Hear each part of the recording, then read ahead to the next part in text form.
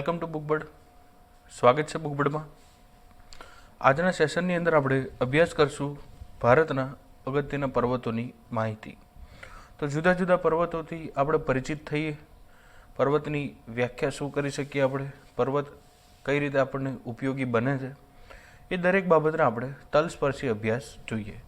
સૌથી પહેલું તો આપણે એ સમજશું કે આખા સેશનની અંદર આપણે કઈ રીતે પૂરા મુદ્દાને આપણા પરીક્ષાલક્ષી બનાવવાનો પ્રયાસ કરશું. તો પહેલી વાત કે આપણે અભ્યાસ કરવો છે એ કહેશું આપણે પર્વત વિશે. એ પર્વત જે છે એને આપણે ઓર સરળતાથી સમજવા માટે આખા ટોપિકને નાના નાના ભાગમાં ડિવાઈડ કરીએ, જેમાં સૌથી પહેલું કહેશું આપણે કે પર્વતની વ્યાખ્યા, કે કોને કહી શકીએ આપણે પર્વત. એના પછી સમજીએ આપણે તો કહેશું આપણે પર્વતના પ્રકાર, કેટલા પ્રકારના એ હોઈ શકે. નેક્સ્ટ આપણે વાત કરીએ તો કહી શકીએ આપણે પર્વત જે છે એનો ઉપયોગ, આપણને કઈ રીતે ઉપયોગી બની શકશે. એના પછી વાત કરીએ તો કહેશું એની અન્ય નોંધ. તો આટલી વસ્તુ આપણે સમજવી આવશ્યક છે. રહી વાત સૌથી પહેલી પર્વત કોને કહેવું, તો આપણે જલાવરણ અને મૃદાવરણના ભાગને જો ભૌતિક રીતે અલગ પાડીએ તો આપણને ત્યાં સૌથી ઊંચાઈવાળો ભાગ જો જોવા મળતો હોય સમુદ્ર સપાટીથી, એ કહેશું આપણે પર્વત. હવે આ જે આપણે સેન્ટેન્સ કીધું એને આકૃતિમાં સમજવાનો પ્રયાસ કરીએ કે વાસ્તવિક રીતે આપણી જે આ વ્યાખ્યા છે એ કઈ રીતે પરિપૂર્ણ થાય છે. વ્યાખ્યા એવું કહેવા માંગે છે કે સમુદ્ર સપાટીથી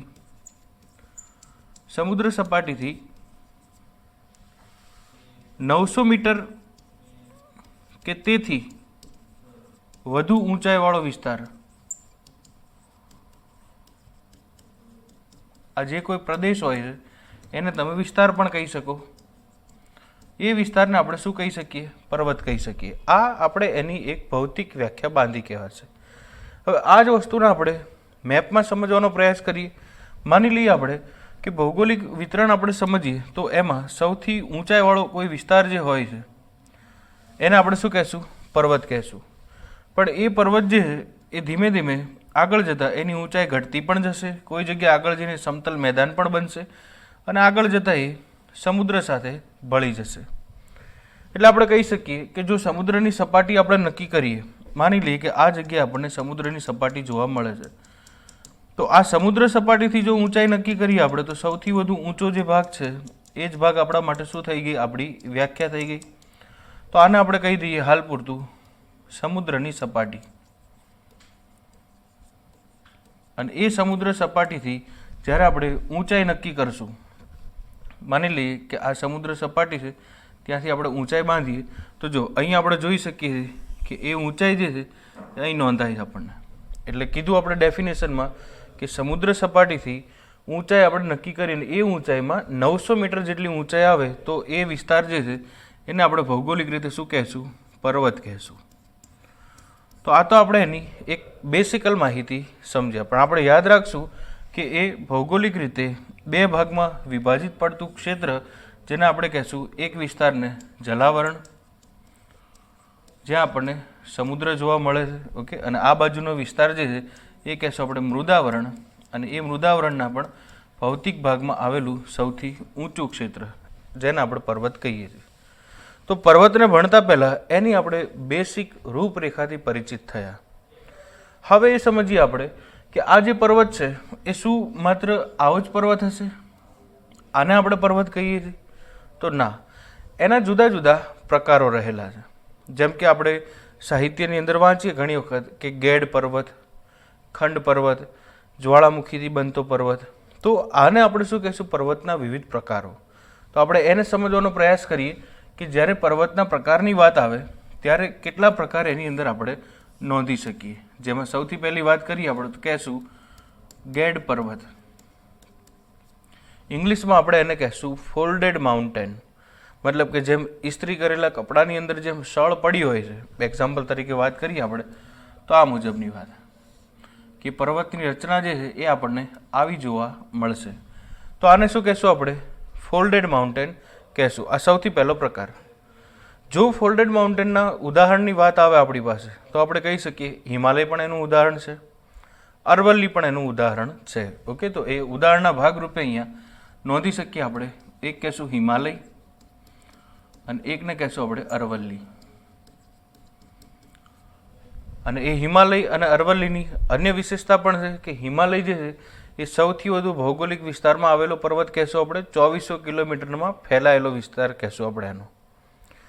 અરવલ્લી જે છે એ કહેશું આપણે સૌથી પ્રાચીન પર્વતમાળા છે. તો એ પણ તમે ત્યાં લખી શકો એની વિશેષતા તરીકે, જે તમને વધુ યાદ રહેશે. તો અરવલ્લીમાં લખી દઈએ આપણે સૌથી પ્રાચીન પર્વતમાળા, અને અહીંયા કહેશું આપણે સૌથી વધુ એશિયાના સંદર્ભે જો વિસ્તાર હોય તો એ કહેશું આપણે 2400 કિલોમીટર જેટલો હિમાલયનો. આપણે દરેક પર્વતને વ્યક્તિગત રીતે પણ ભણવાનો છે, મતલબ કે માત્ર હિમાલય, માત્ર અરવલ્લી, માત્ર વિંધ્યાચલ, માત્ર સતપુડા કે સહ્યાદ્રી કે ઇવન ગારો, ખાસી, જયંતિયા, ટેકરીઓ. પણ અત્યારે આપણે ઔપચારિક રીતે હિન્ટ આપી રહ્યા છીએ તમને કે પર્વતની સામાન્ય માહિતી આપણી પાસે હોય તો એ કેટલી હોવી જોઈએ. તો વ્યાખ્યા હોવી જોઈએ. એના પ્રકાર સ્વરૂપે પહેલું ગેડ પર્વત જોયું આપણે. હજી જોઈએ આપણે બીજા નંબરનો પ્રકાર, તો એ કહેશું ગુમ્મટ આકાર પર્વત. તો કોને કહી શકીએ આપણે ઘુમ્મટ આકાર? તો કહેશું ડોમ માઉન્ટેન. એક કબર જેવું વિશાળ સ્વરૂપ, આપણે એને સ્તૂપ જેવો પણ મોટો સ્વરૂપ કહી શકીએ. ઉદાહરણ તરીકે રાજસ્થાનનો સુંધાજીનો પર્વત. તો એ આપણને જોશું આપણે મેપ વગેરેમાં તો આપણને એક એવો દેખાશે. તો આવી રીતે આપણને એક મોટો એવો ડોમ જેવા આકારનો જોવા મળશે, રાઈટ, ઉપસી આવેલો. તો એને કહેશું આપણે ઘુમ્મટ આકાર. એના પછી વાત કરીએ આપણે તો કહેશું એને ખંડ પર્વત.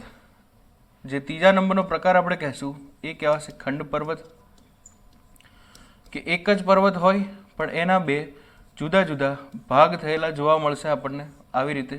ઓકે, એને કહેશું આપણે ખંડ પર્વત. એના ઉદાહરણ તરીકે તમે લખી શકો વિંધ્યાચલ અને સતપુડા. જેમ આપણે ગેડ પર્વતનું ઉદાહરણ આપ્યું એમ અહીંયા પણ આપણે ઉદાહરણ આપી દઈએ. એ કહેવાશે વિંધ્યાચલ અને સતપુડા. તમારે અહીંયા ડોમમાં ઉદાહરણ આપવું હોય તો આપી શકો તમે સુંધાજી, રાજસ્થાનની વાત છે. તો જે કોઈ પર્વત આપણે એક્ઝામ્પલ તરીકે યાદ રાખીએ એ પણ સીધા એક્ઝામમાં પૂછાવાની શક્યતા છે. એના પછી વાત કરીએ આપણે તો કહેશું નેક્સ્ટ નંબરે નામ થશે એનું જ્વાળામુખી પર્વત, રાઈટ. તો જ્વાળામુખી પર્વત જે છે એ આપણને આવી રીતે અસ્તવ્યસ્ત આકારમાં જોવા મળશે. ક્લિયર? પૃથ્વીના ગર્ભમાંથી જ્યારે લાવા, રાખ, ઇવન અન્ય આંતરિક પદાર્થો બહાર નીકળે, જેને આપણે શિયાળ કહીએ, સાયમા કહીએ. ઓકે, એ લાવા જ્યારે પૂરેપૂરી રીતે ઠરી જાય પૃથ્વીના વાતાવરણમાં આવ્યા પછી, એટલે કે હાર્ડ સોઇલ બની જશે. અને એ હાર્ડ સોઇલ જે છે આવી રીતે પાણીના પ્રવાહની જેમ આપણને સુકાયેલો જોવા મળશે, જેને આપણે શું કહેશું? જ્વાળામુખી પર્વત. તો પર્વતની આપણે ડેફિનેશન સમજ્યા, પર્વતના આપણે પ્રકાર સમજ્યા. હવે આપણે સાથે સાથે એ સમજવું છે કે એ પર્વત આપણને કઈ રીતે ઉપયોગી થઈ શકે. તેમાં સૌથી પહેલી વાત આપણે કહેશું કે જો પર્વત આપણા સરહદી વિસ્તારમાં હોય, મતલબ કે ભારતની વાત કરીએ આપણે તો સરહદી વિસ્તારની અંદર એ પર્વત આપણને રક્ષણના ભાગરૂપે કામ આવે છે. સરહદી ગતિવિધિઓ જે છે એની અંદર મહદઅંશે જો ભારતને મદદ થતી હોય તો એ કહેશું આપણે હિમાલયની મદદ. એક રણનીતિક મદદ પણ આપણે એને કહી શકીએ. બીજા નંબરે વાત કહીએ આપણે તો કહી શકશું સિંચાઈ. પર્વતોની અંદરથી વહેતી જે હિમ નદીઓ છે અથવા ઝરણાઓ છે અથવા તો અન્ય દ્વીપકલ્પીય નદીઓ પણ છે, એ નદીઓ આપણને સિંચાઈની અંદર બહુ મોટો એવો રોલ નિભાવે છે. નહીં માત્ર સિંચાઈ, પણ એ આપણને જો આપણે એની અંદર વૈજ્ઞાનિક અભિગમનો પ્રયોગ કરીએ તો એ વિદ્યુત ઉર્જા પૂરી પાડવા માટે પણ આપણને આ પર્વતો ઉપયોગી છે. કેમ કે એની અંદરથી આવતા ઝરણા અને નદીઓમાં જો આપણે ટર્બાઇન લગાવીએ તો આપણે ત્યાંથી વિદ્યુત ઉત્પન્ન પણ કરી શકીએ છીએ. એટલે આપણને વિદ્યુતનો પણ ત્યાંથી લાભ મળે છે. સિંચાઈની આપણે વાત કરી તો ભારતની જે 12માસી નદીઓ છે એ 12માસી નદીઓ આપણને પાણી તો પૂરું પાડે છે, પણ પાણીની સાથે સાથે સેન્દ્રિય તત્વો, કાંપ, કીચડ અને કાદવનો પથરાવ લઈને આવે છે.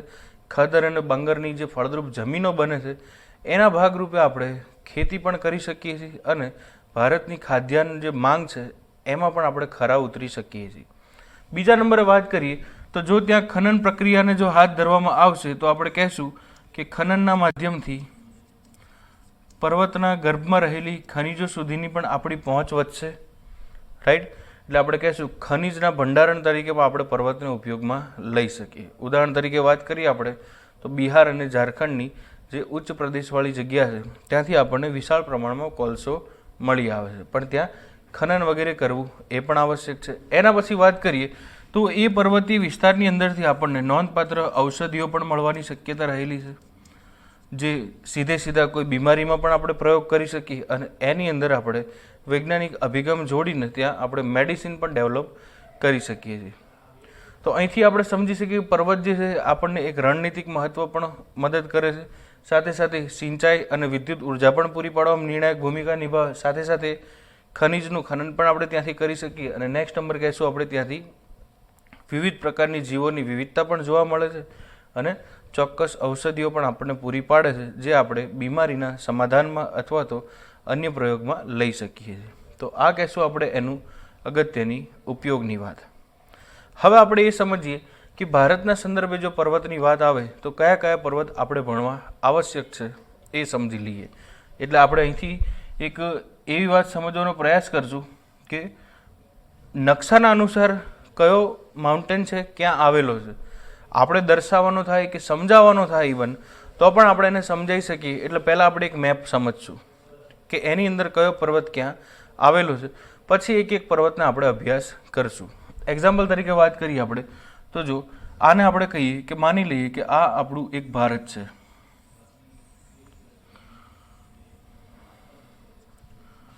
તો ભારતની અંદર પર્વતો જે છે એ જુદી જુદી જગ્યાએ આપણને જોવા મળે છે, પણ એમાં સૌથી અગત્યના બે પર્વત જો આપણે વાત કરીએ તો કહી શકશું આપણે હિમાલય અને અરવલ્લી. બે સૌથી અગત્યના છે, આપણે બધાને અભ્યાસ કરવાનો. તો હું ધીમે ધીમે દર્શાવી દઉં તમને. પહેલાં તો તમને સૂચિ આપી દઉં એક, એ કહેશું આપણે હિમાલય.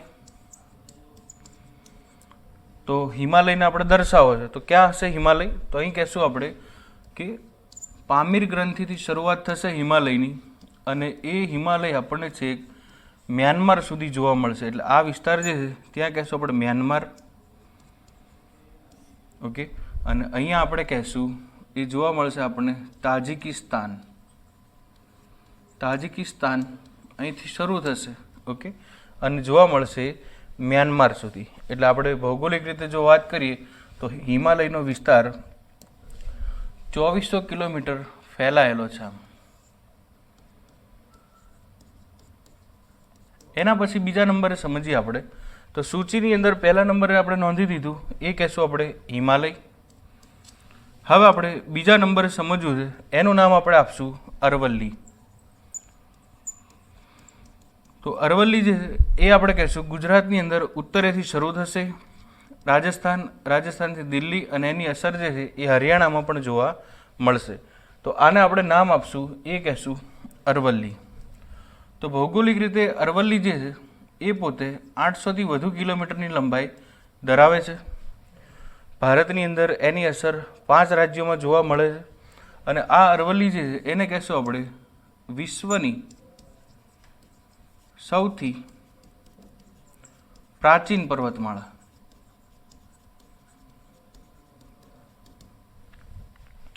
એના પછી બીજા નંબરે વાત કરીએ આપણે તો શ્રેણીને અનુસાર આપણે કહીએ કે નેક્સ્ટ નંબર એટલે કે થર્ડ નંબર નામ થશે એનું વિંધ્યાચલ.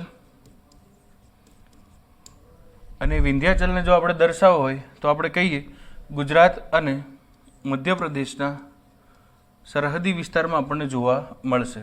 એટલે વિંધ્યાચલ જે છે એને આપણે શું કહેશું કે એક ખંડ પર્વત છે.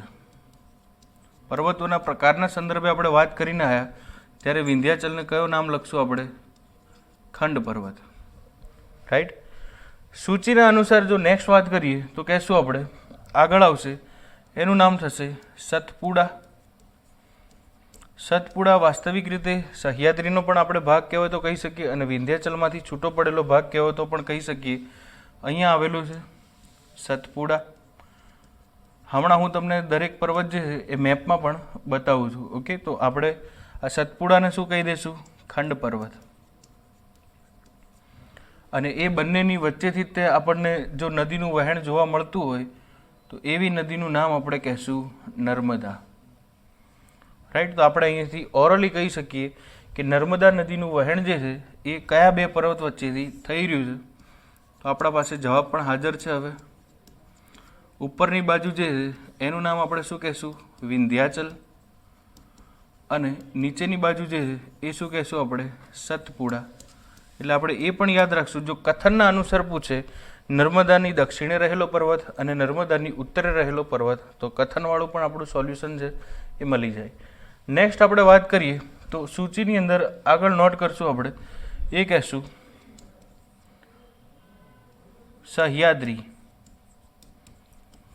સહ્યાદ્રી પર્વતમાળા આ પણ સૌથી અગત્યની પર્વતમાળા કહેશું આપણે, પશ્ચિમ ઘાટમાં આવેલી. એટલે પહેલાં તો આપણે કહી દઈશું કે આ લોકેશન જે છે એને કહેશું આપણે અરબ સાગર. અરબ સાગરના સમુદ્રી તટ ઉપર આપણને અહીંયા એક પર્વતમાળા જે છે એ જોવા મળશે આ ભાગરૂપે. તો આપણે આ પર્વતમાળા જે છે એને નામ આપવાનું છે, એ કહેશું આપણે સહ્યાદ્રી. અને આ સહ્યાદ્રી જે છે એ પોતે 1600 કિલોમીટરની લંબાઈ ધરાવે છે.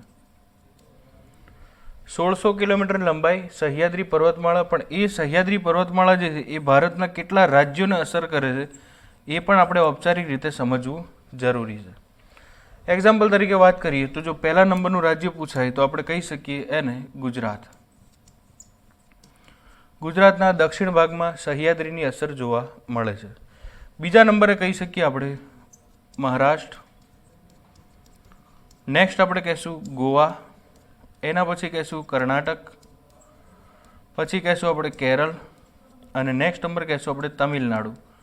તમિલનાડુની અંદર પણ આ સહ્યાદ્રીની અસર જોવા મળે. એટલે નંબરના અનુસાર 1, 2, 3, 4, 5 અને 6. એટલે આપણે કહી શકીએ કે સહ્યાદ્રી જે છે એ ભારતના 6 રાજ્યોમાં ફેલાયેલી પર્વતમાળા કહી શકીએ આપણે.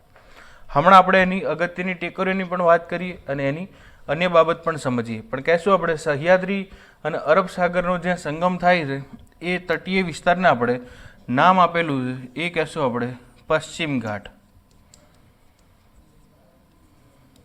પશ્ચિમ ઘાટ કહેશું આપણે આને. આ પણ યાદ આપણે રાખશું કે અરબ સાગરનો દરિયાઈ તટ. એના પછી આગળ જઈએ આપણે તો કહી શકશું અગત્યની માઉન્ટેન જે છે એમાં અહીંયા જોવા મળશે આપણને ગારો, ખાસી અને જૈંતિયા. તો નામ પણ આપણે આની આપી દઈએ. મેઘાલયમાં આવેલ ગારો, ખાસી અને જૈંતિયા. ગારો, ખાસી, જૈંતિયા જે છે એ ભારતની અંદર સૌથી વધુ વરસાદ આવવા માટે જાણીતું લોકેશન આપણે કહેશું. 1200 સેમી જેટલો અહીંયા વરસાદ આવે છે. ઓકે, તો એ કહેશું આપણે કે સૌથી વધુ વરસાદ. પણ સાથે સાથે આપણે એ પણ યાદ રાખશું કે ત્યાં પીવાના પાણીની તંગી છે. શા માટે આવું? તો આપણે કહેશું કે ઊંચાઈવાળા વિસ્તારની અંદર વરસાદ તો વસે છે, ત્યાં માનવ વસાહત પણ છે, પણ પાણી જે છે એ પહાડી વિસ્તારમાંથી નીચે ઉતરી જાય છે. પાણી સ્ટોર કરવાનો કોઈ ચોક્કસ પ્રકારનું ઇન્ફ્રાસ્ટ્રક્ચર છે નહીં. પરિણામે પાણી પીતી વખતે નીચેથી પાણી આપણે લાવવું પડે છે. એટલે કહેશું કે વરસાદ બહુ આવે છે પણ પીવાના પાણીની તંગીનો અનુભવ થાય છે. એટલે આપણી સૂચિમાં આપણે નેક્સ્ટ નંબર જો આપીએ તો કહેશું ગારો, ખાસી અને જૈંતિયા. નેક્સ્ટ આપણે વાત કરીએ આગળ તો કહી શકશું આગળ નંબરની સૂચિમાં નાખી દઈએ ને 7 નંબર ઉપર મિઝો ટેકરી અથવા તો પતકાઈ ટેકરી. આને કોઈ પુસ્તકની અંદર પતકોઈ પણ લખેલું હશે, આપણે એને પતકાઈ લખશું. શું વિશેષતા એની? તો કે એ મિઝોરમ અને સાથે સાથે બાજુમાં રહેલો મ્યાનમાર એના સરહદી વિસ્તારમાં આવેલ છે. એટલે આપણે ઔપચારિક રીતે એમ કહી શકીએ કે આ પતકોઈ ટેકરી જે છે એ ભારત અને મ્યાનમારની સરહદ ઉપર આવેલ છે. ઓકે, તો આપણે એનું નામ દર્શાવી દઈએ પતકોઈ ટેકરી. અને એ પતકોઈ ટેકરીની વિશેષતા આપણે કીધું કે ઇન્ડિયા અને મ્યાનમાર જે છે એની બોર્ડર ઉપર આવેલ છે. એને મિઝો ટેકરી પણ આપણે કહી શકીએ છીએ. એના પછી નેક્સ્ટ નંબર વાત કરીએ સૌથી અગત્યનું લોકેશન, એ કહેશું આપણે નામચા બારવા. તો નામચા બારવા જે છે એની શું વિશેષતા? તો આ નામચા બારવા જે છે એ ભારત અને ચીનની સરહદ ઉપર આવેલો એક પર્વતીય વિસ્તાર આપણે કહેશું. ઊંચાઈ વધુ છે એટલે આપણે એને બ્રોડ વિસ્તાર છે એટલે વિસ્તાર શબ્દ લખ્યો, અને ઊંચાઈ વધુ છે એટલે આપણે એને પર્વતની સૂચિમાં મૂકીએ છીએ. પણ એની વિશેષતા શું છે એ સમજવા જેવી છે. જો અહીંયા આવેલો છે એ નામચા બારવા, એટલે આપણે સૌથી પહેલાં તો શબ્દ શું કીધો કે આ નામ છે એનું નામચા બારવા, એટલે આપણને જોવા મળે કે એક બાજુ ચીન છે અને એક બાજુ ભારત છે, અને ભારતનું લોકેશન આપણે વાત કરીએ તો કહેશું આપણે અરુણાચલ પ્રદેશ. હવે આ શા માટે સૌથી અગત્યનો પર્વત કહેશું આપણે? તો નામચા બારવાની વિશેષતા છે કે બ્રહ્મપુત્ર નદીનું વહેણ જે ચીનમાં થાય છે તો અહીં પહોંચીને એ અંગ્રેજી મૂળાક્ષર યુ જેવો સ્વરૂપ ધારણ કરે છે અને ભારતમાં પ્રવેશે છે. જો નામચા બારવા પર્વત ન હોત અથવા એની ભૌગોલિક કંઈક અલગ પરિસ્થિતિ હોત તો બ્રહ્મપુત્ર નદી ભારતમાં ના આવે. એટલે આપણે કહી શકીએ ભારતમાં બ્રહ્મપુત્ર નદી આવવા માટે જો જવાબદાર કોઈ લોકેશન હોય તો એ કહેશું નામચા બારવા. ઓકે, તો આ વ્હાઇટ લાઇન છે એને આપણે નામ યાદ રાખશું, બ્રહ્મપુત્ર નદી. રાઈટ, તો આ આપણે બેસિક ઓવરવ્યૂ લઈ લીધો ભારતના અગત્યના પર્વતીય વિસ્તારનો.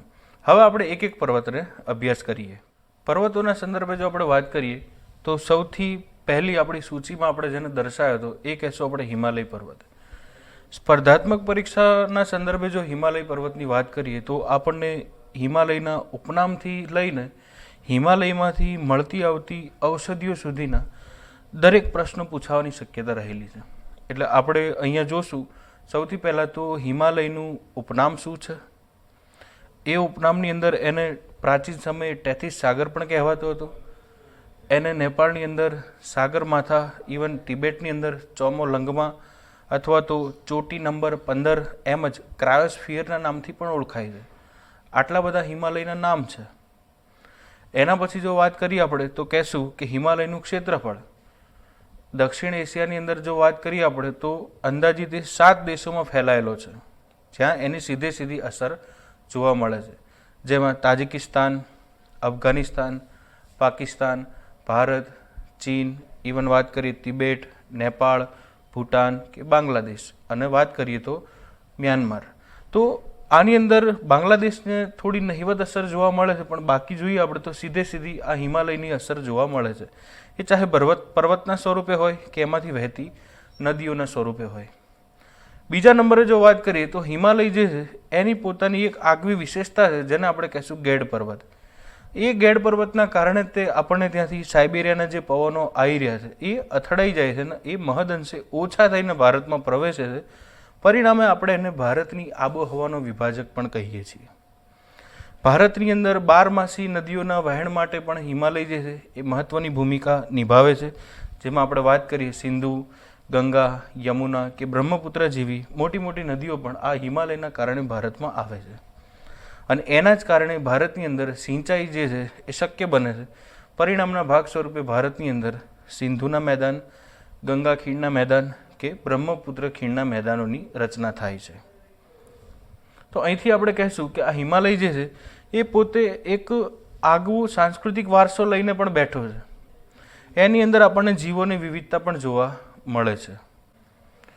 આ હિમાલયની જો અન્ય વાત કરીએ આપણે તો નેપાળની પૂરેપૂરી અર્થવ્યવસ્થા જે છે એનો મહદઅંશનો ભાગ જે ટોટલ અર્થવ્યવસ્થા છે એનો મોટા ભાગનો જો નિર્ભરતા હોય તો હિમાલયને સર કરવા માટે આવતા જે પર્વતારોહીઓ છે એની પાસેથી મળતું વળતર. આ નેપાળની પ્રમુખ આપણે આવકની વાત કરી. એના પછી હિમાલયની અંદર જે જીવોની વિવિધતા જોવા મળે છે એમાં આપણે કહી શકીએ હિમ દીપડો, ઇવન કસ્તુરી મૃગ, સાથે હિમાલયમાંથી મળતી ઔષધિઓ જેને આપણે કહેશું કાશ્મીરી કેસર, આ પણ હિમાલયને જ આભારી છે. નેક્સ્ટ જો આપણે વાત કરીએ તો હિમાલયન વાયગ્રા, જેના કારણે આપણે પ્રજનનનો દર વધારી શકીએ એ અંગે મેડિસિનમાં પણ એનો ઉપયોગ આપણે કરીએ છીએ. એટલે આને ભારતનો સંતરી પણ કહેવાય છે, ભારતની આબોહવાનો વિભાજક પણ કહેવાય છે, ભારતમાં 12 નદીઓનો આભારી પણ એને કહી શકીએ આપણે, અને ભારતની અંદર શિયાળાની અંદર અતિશય ઠંડી નહીં પડવા દેવા માટે પણ જવાબદાર કહેવાય છે. કેમ? તો કે ધ્રુવીય વિસ્તાર અને સાઇબેરિયન વિસ્તારમાંથી જે ઠંડા પવનો આવે છે એને એ રોકવાનું પણ કામ કરે છે, એટલે આપણને એક સુરક્ષા પણ પ્રદાન કરે છે. સાથે સાથે એનું રણનીતિક મહત્ત્વ પણ છે. કેવું તો કે આપણા વિરોધી દેશ ચીન અને પાકિસ્તાન જે છે બંનેને એની સીધી અસર જોવા મળે છે. એટલે એ લોકો પ્રત્યક્ષ આપણી સાથે ઘૂસપેઠ નથી કરી શકતા, કેમ કે આ જે વિસ્તાર છે એ એકદમ ક્રિટિકલ વિસ્તાર આપણે કહી શકશું. એટલે અહીંયા રોડ ઇન્ફ્રાસ્ટ્રક્ચર છે એ પણ શક્ય છે નહીં. એટલે એક સુરક્ષાનું માધ્યમ પણ આપણે એને કહી શકીએ. રહી વાત હિમાલયની અન્ય બાબત, તો અહીંથી આપણે કહેશું કે હિમાલયને ક્રાયોસ્ફિયર પણ કહેવાય છે. કેમ ક્રાયોસ્ફિયર? તો કે એવો વિસ્તાર છે પૃથ્વી પરનો કે જેને આપણે ત્રીજા ધ્રુવ તરીકે સ્વીકારેલો છે. કેમ? તો કે માત્ર ને માત્ર ત્યાં બરફનું ઘનત્વ જોવા મળે છે. એટલે ક્રાયોસ્ફિયર વાસ્તવિક રીતે કોને કહી શકીએ? તો કે પૃથ્વી પર આવેલો એવો ભૌગોલિક વિસ્તાર કે જ્યાં આપણને પાણી જે છે એ બરફના સ્વરૂપે જોવા મળતું હોય. એટલે હિમાલય પોતે ખૂબ જ તે નોંધનીય રહસ્ય લઈને બેઠો છે એવું પણ આપણે કહી શકીએ. અને હાલ ચર્ચિત બાબત જો હિમાલયની હોય તો એની ઊંચાઈ. ચીન અને નેપાળ દ્વારા એની ઊંચાઈ અંગે સંશોધન જે છે એને હાથ ધરવામાં આવ્યું અને ક્રશ કાઢીને લાવવામાં આવ્યો કે બે ઊંચાઈ સાથે વિવાદ હતો. એક હતું એના બરફની ઊંચાઈ અને એક હતી એની રોકની ઊંચાઈ. રોક એટલે કહેશું પથ્થરના સંદર્ભે જે ચીનનું સમર્થન હતું, અને સ્નો એટલે કહેશું આપણે નેપાળના સંદર્ભે નેપાળની ભલામણ એવી હતી કે આપણે માત્ર ને માત્ર બરફની ઊંચાઈ નોંધવી. ચીનની ભલામણ એવી હતી કે આપણે પથ્થરની ઊંચાઈ નોંધવી. તો અહીંથી આપણે કહી શકીએ કે હિમાલય હાલ ચર્ચિત બાબત પણ છે. તો આપણે અભ્યાસ કરીએ હિમાલયનો. તો હિમાલય વિશે આપણે ક્રમબદ્ધ માહિતીથી પરિચિત થવાની શરૂઆત કરીએ. એમાં સૌથી પહેલું આપણે કહેશું કે હિમાલયનું ક્ષેત્રફળ. પરીક્ષાલક્ષી ખૂબ અગત્યની બાબત કહેશું આપણે, અને કરંટના સંદર્ભે પણ હાલ આની ઊંચાઈ જે છે એ ચર્ચિત એક મુદ્દો થઈ ચૂકી છે. એટલે આપણે એ પણ જાણવું આવશ્યક છે. એના પછી કહેશું આપણે હિમાલય સાથે સંકળાયેલા દેશો, કે પર્વતની અસર જો સીધે સીધી થતી હોય હિમાલયની તો એ કેટલા દેશોને થાય છે, એ પણ આપણા માટે અગત્યની વાત છે. એના પછી હિમાલયના અગત્યના શિખરો. ઘણી વખત આપણને એવું પૂછી નાખે મકાલુ કે ધૌલાગીરી આ શિખરો ક્યાં આવેલા છે? તો કાંચનજંગા કે નંદાદેવી કે નંગા પર્વત આ કયા રાજ્યમાં આવેલા છે? તો ધૌલાગીરી અને મકાલુ એ નેપાળમાં આવેલા ઊંચાઈવાળા શિખરો કહેશું આપણે, રાઈટ.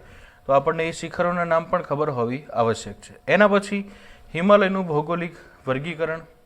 એને પંજાબ હિમાલય, કુમાઉ હિમાલય, આસામ હિમાલય આવા નામથી ઓળખાય છે. તો શું એનું વર્ગીકરણ છે અને શેના આધારે આપણે એને યાદ રાખી શકીએ? એના પછી કહેશું હિમાલયની બાયોડાયવર્સિટી, કે જે હિમ દીપડો કહેવાય છે, કસ્તુરી મૃગ કહેવાય છે, હિમાલયની ઔષધિઓ છે, એ કઈ રીતે આપણે એને યાદ રાખી શકીએ અને શું આપણા માટે અગત્યનું છે. એના પછી કહેશું હિમાલયથી બનતા મેદાની પ્રદેશો, જેમાં આપણે સિંધુ નદી તંત્રનું મેદાની પ્રદેશ લખી શકીએ, ગંગા નદી તંત્રનું મેદાની પ્રદેશ અને બ્રહ્મપુત્ર ખીણનું મેદાની પ્રદેશ. અને ત્યાં આપણને ફળદ્રુપતા પણ નોંધપાત્ર જોવા મળે છે. નેક્સ્ટ વાત કરીએ તો હિમાલય આપણી આબોહવાને કઈ રીતે અસર કરે છે એ પણ આપણા માટે સમજવું આવશ્યક છે. કે ભારતની અંદર નહીં માત્ર સિંચાઈ પણ આબોહવાને પણ હિમાલય અસર તો કરે જ છે. ઓકે, એ સમજશું. એના પછી હિમાલયની અગત્યની ઔષધિઓ, અને હાલ ચર્ચામાં રહેલી ઔષધિઓ જે છે એ પણ સીધો આપણને પરીક્ષામાં પૂછાઈ શકે. તો આટલી બાબતમાં આપણે અભ્યાસ કરવો ખૂબ આવશ્યક છે. જેમ કે હાલ વાત કરીએ તો હિમાલય સર કરેલ એક વ્યક્તિનું હમણાં જ નિધન થયું, જેણે વિશ્વ રેકોર્ડ પણ બનાવ્યો હતો. તો એવા અગત્યના સાહસિકો વિશે પણ માહિતી લેવી આવશ્યક છે. એટલે અહીંથી તમે સમજી શકો કે હિમાલયની આટલી બાબતો આપણે અભ્યાસ કરવાની છે. એમાં સૌથી પહેલી વાત કરીએ તો હિમાલયનું ક્ષેત્રફળ, રાઈટ. અને ક્ષેત્રફળની પહેલાં આપણે કહીશું હિમાલયનું ઉપનામ. તો કેટલા એના ઉપનામ છે અને એ ઉપનામ પાછળનું એનું તર્ક શું રહેલું છે એ સમજીએ. તો પહેલી વાત કહેશું આપણે હિમાલયના ઉપનામની જ્યારે સૂચિ બનાવીએ તો આપણે જો એના ફેક્ચ્યુઅલ નામ જે છે એ કહેશું. પહેલું તે ટેથિસ સાગર. તો ટેથિસ સાગર જે છે એ હિમાલયનું સૌથી પ્રાચીન નામ કહેશું આપણે.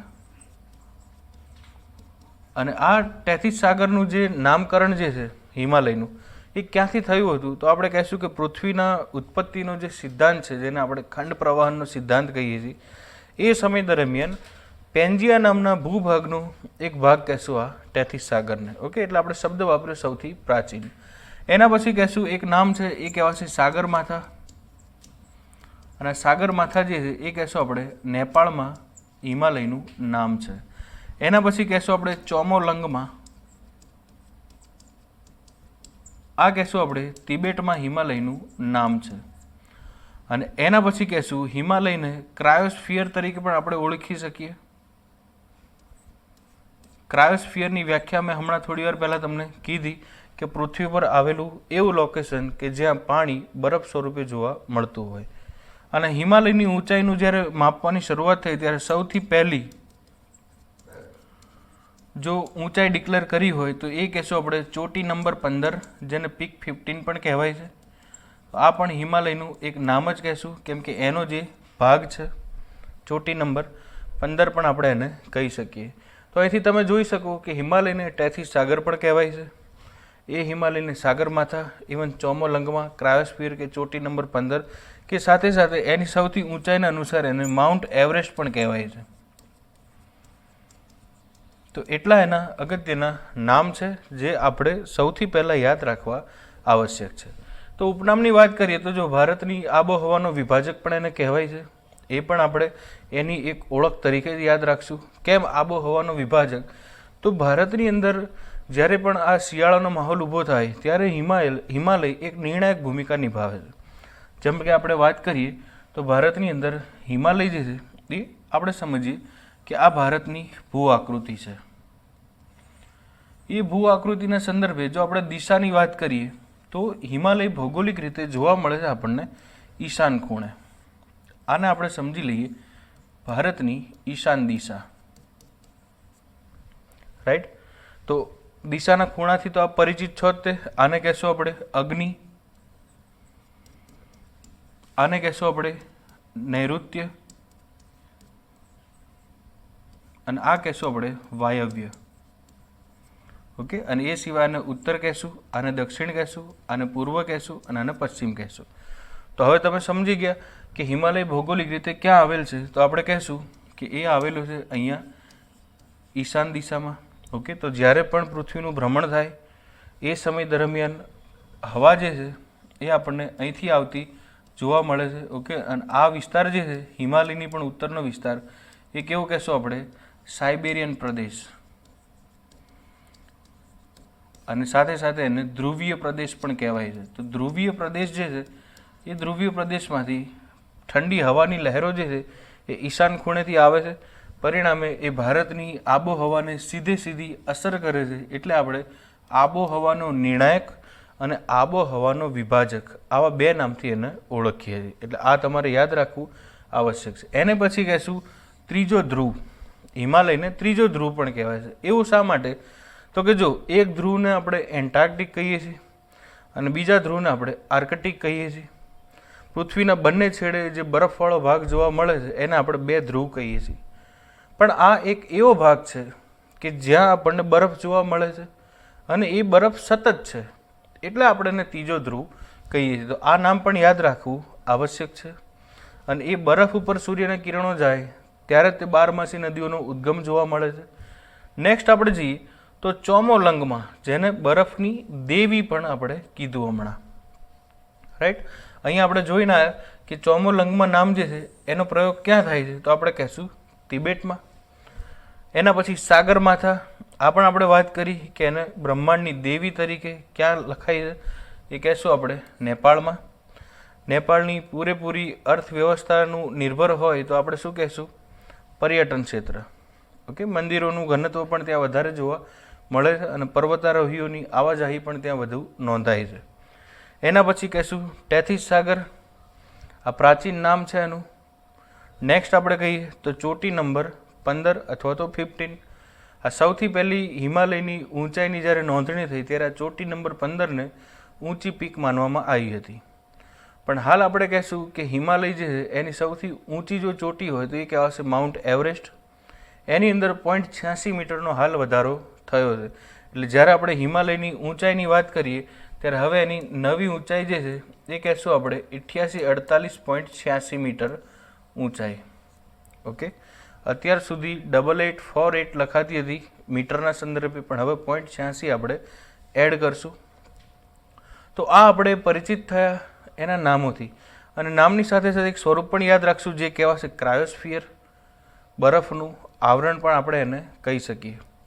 તો આ થઈ ગઈ એની ઉપનામવાળી વાત અને એની અન્ય ઓળખ. હવે આપણે એ સમજીએ કે હિમાલયનું ક્ષેત્રફળ એ આપણા માટે કેટલું અગત્યનું છે. ઓકે, તો જો આપણે વાત કરીએ એમ કે હિમાલય પોતાની જે શરૂઆત છે, જેની જે ઉત્પત્તિ છે હિમાલયની, એ આપણને જોવા મળે છે પામીર ગ્રંથિ. હવે ગ્રંથિ એટલે આપણે જાણીએ છીએ કે એક એવું બિંદુ કહેશું કે જ્યાંથી એની શરૂઆત થતી હોય, રાઈટ. તો શરૂઆતવાળો જે હિમાલયનો ચોક પોઈન્ટ છે એ આપણે શું કહેશું? પામીર ગ્રંથિ. એટલે અહીંયા આ વિસ્તારને આપણે નામ આપી દઈએ, એ કહેવાશે પામીર ગ્રંથિ. તો પામીર ગ્રંથિથી એ શરૂ થાય છે અને એનો પૂરેપૂરો ભૌગોલિક વિસ્તાર આપણે આવી રીતે નોંધી શકીએ છીએ કે એની અસર આપણને અહીંયા મ્યાનમાર સુધી નોંધાય છે. તો પામીર ગ્રંથિથી શરૂ કરી મ્યાનમાર સુધી હિમાલય પોતે એનો ભૌગોલિક વિસ્તાર આપણે જો લખવો હોય તો કહી શકીએ કે અહીંથી શરૂ કરી આ બાજુના વિસ્તારમાં ફેલાય એટલે 2400 કિલોમીટર આપણે એની લંબાઈ લખી શકીએ. અને આ 2400 કિલોમીટર લંબાઈ જે છે એને અસર કરે છે એ કહેશું આપણે 7 દેશને, રાઈટ. હવે 7 દેશને પણ આપણે દર્શાવી દઈએ જેથી કરીને આપણે આ મુદ્દો સમજવો થોડો ઇઝી થઈ જાય. ઓકે, જો આમ એનો બેલ્ટ જે છે એ 2400 કિલોમીટર છે, પણ આમ જે હિમાલયની પહોળાઈ નોંધાઈ છે એની અંદર અલગ અલગ જગ્યાએ અલગ અલગ પહોળાઈ જોવા મળે છે. એટલે આપણે એને એવું કહેશું કે 250 થી 300 કિલોમીટર જેટલી એની પહોળાઈ નોંધાઈ છે. આ થઈ એની બેસિક વાત, રાઈટ. એના પછી જોઈએ આપણે આ દેશ દર્શાવવાની વાત કીધી. તો જો દેશ દર્શાવવામાં સૌથી પહેલી એ વાત યાદ રાખશું કે હિમાલય જે છે એને એશિયાની કરોડરજ્જુ પણ કહેવાય છે. કેમ? તો કે મોટા ભાગના દેશો જે છે આની ઉપર વસેલા છે. એટલે આપણે આને કહેશું કે હિમાલય એટલે એશિયાની કરોડરજ્જુ. તો તમે આને અન્ય ઓળખ કે ઉપનામમાં પણ આવું તમે લખી શકો, રાઈટ. પહેલા નંબરે જોઈએ અહીંયા તો આપણને દેશ જોવા મળે છે, એ કહેશું આપણે તાજિકિસ્તાન. બીજા નંબરે વાત કરીએ તો જોવા મળશે આપણને અફઘાનિસ્તાન. એના પછી જોવા મળશે આપણને એ કહેશું પાડોશી દેશ પાકિસ્તાન, રાઈટ. અહીંયા આપણે છીએ તો અહીં કહી દઈએ આપણે ભારત. અહીં કહેશું આપણે ચીન. એના પછી નેક્સ્ટ નંબર કહેવું હોય તો આપણે કહી શકીએ અહીંયા નેપાળ. એના પછી કહી શકીએ આપણે ભૂટાન. અને અહીંયા આપણે કહી દઈએ મ્યાનમાર, રાઈટ. તો આપણે જોઈ શકીએ છીએ કે જો આ તિબેટ અને ચીનના આપણે એક જ પાર્ટ સમજીએ તો એ સમય દરમિયાન તાજિકિસ્તાન, અફઘાનિસ્તાન, પાકિસ્તાન, ઇવન ઇન્ડિયા, ચીન, નેપાળ, ભૂટાન અને આ મ્યાનમાર, એટલે આપણે કહી શકીએ કે એ વિસ્તાર જે છે એ મૂળ 8 દેશોમાં ફેલાયેલો છે, રાઈટ. તો એની સીધી અસર જોવા મળે. હવે પ્રત્યક્ષ અને પરોક્ષ અસરની વાત કરીએ તો આમાંથી જે વહેતી નદીઓ છે એ નદીઓનો લાભ બાંગ્લાદેશને પણ થાય છે. ઓકે, એટલે ઘણી જગ્યાએ અસર કરતા લોકેશનમાં બાંગ્લાદેશ પણ લખેલું હશે, પણ આપણે મૂળ પર્વતીય વિસ્તારની હાલ વાત કરી રહ્યા છીએ. ઓકે, તો હિમાલય પોતે 2400 કિલોમીટર જેટલી લંબાઈ ધરાવે છે, 250 થી 300 કિલોમીટર જેટલી પહોળાઈ ધરાવે છે. અને વાત કરીએ આપણે એની ઊંચાઈની તો 8848.86 મીટર એની ઊંચાઈ છે. ઓકે, એ પણ આપણે અહીંયા નોંધી દઈએ કે એની જે હાઈએસ્ટ પીક છે એ ક્યાં નોંધાઈ છે હાલ, તો કહેશું આપણે નેપાળમાં રહેલું માઉન્ટ એવરેસ્ટ. તો માઉન્ટ એવરેસ્ટ જે છે એને આપણે દુનિયાનું સૌથી ઊંચું શિખર કહેશું, રેડી. 8848.86 મીટર આ એની થઈ ઊંચાઈ. તો આ થયું હિમાલયનું બેસિક ક્ષેત્રફળ. ઓકે, આટલી માહિતી તમારી પાસે હોવી જરૂરી છે. જો એની અંદર પહેલી વાત કરીએ આપણે લંબાઈની, બીજા નંબરે વાત પૂછે છે એ કહેશું આપણે પહોળાઈની, એ પણ આપણી પાસે છે. હવે વાત રહી ઊંચાઈની, એ પણ આપણી પાસે. એના પછી કુલ દેશ, રેડી, કયા કયા દેશને એની અસર જોવા મળે છે એ પણ આપણે સમજી લીધું. ઓકે, અને ભારતના રાજ્યની વાત છે તો એને પણ આપણે સમજીએ કે ભારતની અંદર એની અસર ક્યાં જોવા મળે. તો પહેલા નંબરે વાત કરીએ આપણે તો કહેશું જમ્મુ કાશ્મીર. બીજા નંબરે કહીએ તો હિમાચલ પ્રદેશ. ત્રીજા નંબરે વાત કરીએ તો કહેશું આપણે ઉત્તરાખંડ. એના પછી વાત કરીએ તો કહી શકીએ આપણે કે સિક્કિમ. અને નેક્સ્ટ વાત કરીએ તો કહેશું ત્યાં આપણે અરુણાચલ પ્રદેશ. રાઈટ, આ આપણે કહેશું કે સીધી ડાયરેક્ટ રાજ્યોને ઇફેક્ટ થતી હોય એવા રાજ્યો. તો આને પણ તમે સરખી રીતે નોંધ કરી લેજો. આપણે રિપીટ કરી દઈએ એકવાર: જમ્મુ કાશ્મીર, હિમાચલ પ્રદેશ, ઉત્તરાખંડ, સિક્કિમ અને પછી અરુણાચલ પ્રદેશ. તો આ કીધા અગત્યના રાજ્યો. પણ એની જે ક્ષેત્રીય વિસ્તારની લંબાઈ આપણને જો જોવા મળતી હોય તો એમાં આસામને પણ એની અસર થાય છે. રાઈટ, પશ્ચિમ બંગાળને પણ એની અસર જોવા મળે છે. ઓકે, પણ અહીંયા મેજોરિટી વાત આપણે કરેલી છે. એના પછી સમજીએ આપણે એ કહેશું હિમાલય સાથે સંકળાયેલા દેશોની વાત. તો આ પણ હવે તમે સમજી ગયા કે હવે આ દેશના નામ લખવાના થાય તો પ્રશ્ન આપણને કઈ રીતે પૂછી શકે કે કયા દેશની સરહદ છે, કયા દેશની સરહદ નથી. એ પ્રશ્નના અનુસાર આપણે અહીંયા આને રિપીટ કરવાનો પ્રયાસ કરેલો છે. ઓકે, તો હવે તો તમે સમજી ગયા કે જો દેશની વાત આવે તો તાજિકિસ્તાન લખવું પડે સૌથી પહેલું, અફઘાનિસ્તાન લખવું પડે. ઓકે, એના પછી પાકિસ્તાન લખવું પડે. નેક્સ્ટ નંબર આપણે વાત કરીએ તો ઇન્ડિયા લખવું પડે. અદરવાઇઝ આગળ જઈએ તો ચાઇના, નેપાળ, ભૂટાન અને નેક્સ્ટ નંબર વાત કરીએ તો કહેવાશે મ્યાનમાર. ઓકે, તો અહીંયા મેં તમારી સમક્ષ આ દેશોના નામ દર્શાવી દીધા. આપણે નામ અગાઉ નોંધીને આવ્યા છીએ. ઓકે, તમે એને સમજી શકો છો. નેક્સ્ટ સમજીએ એના અગત્યના શિખરો. તો જો હિમાલયના શિખરની વાત થાય તો સૌથી પહેલી વાત આપણે શું યાદ રાખશું કે સૌથી ઊંચું શિખર કયું છે. અને બીજા નંબરે કે ભારતના સંદર્ભે સૌથી ઊંચું કોને કહી શકીએ આપણે.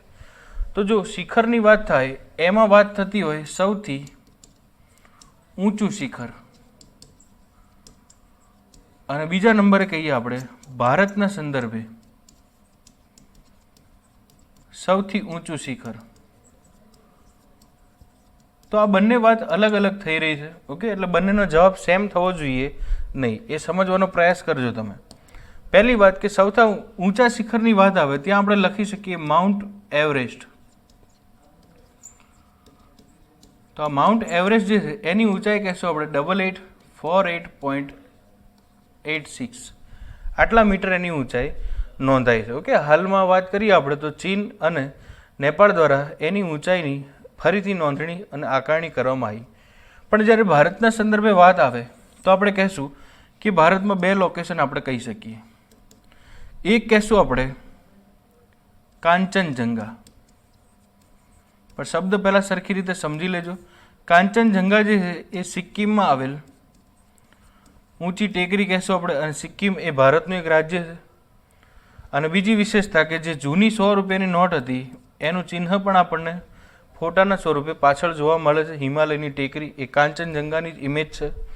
પણ અહીં એક વસ્તુ યાદ રાખશું કે પીઓકેનો જે પાર્ટ છે જેને આપણે ભારતનું એક અવિભાજ્ય અંગ તરીકે ઓળખીએ છીએ, પાકિસ્તાન ઓક્યુપાઈડ કાશ્મીર, જેને આપણે કહેશું કે સૌથી ઊંચી ટેકરી જો ભારતના સંદર્ભે હોય તો કહેશું આપણે K2. નામ છે એનું ગોડવિન ઓસ્ટીજ. તો આ ગોડવિન ઓસ્ટીજ જે છે એ કહેશું ભારતના સંદર્ભે સૌથી ઊંચી ટેકરી અને 8611 મીટર એની ઊંચાઈ છે.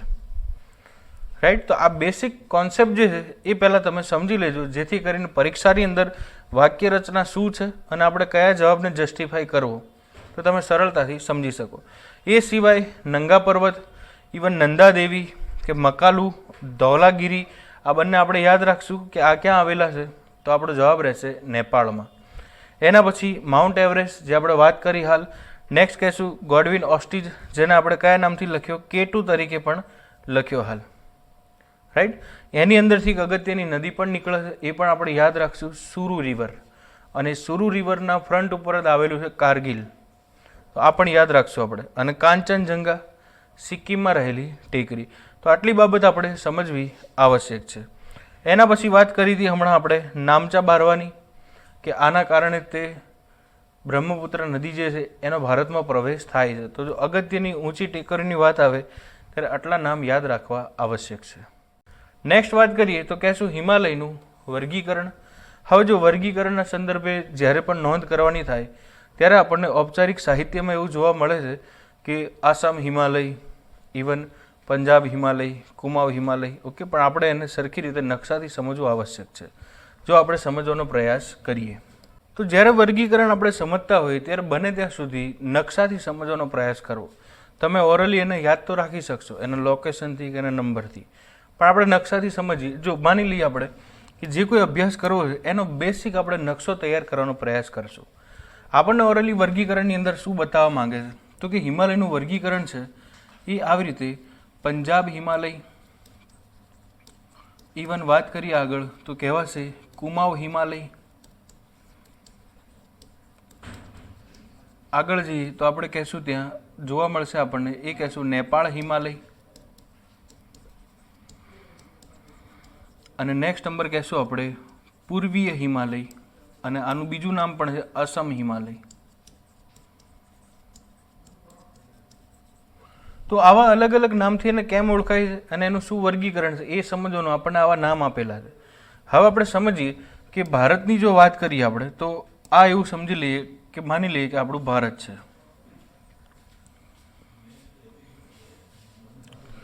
અને એ ભારતના સંદર્ભે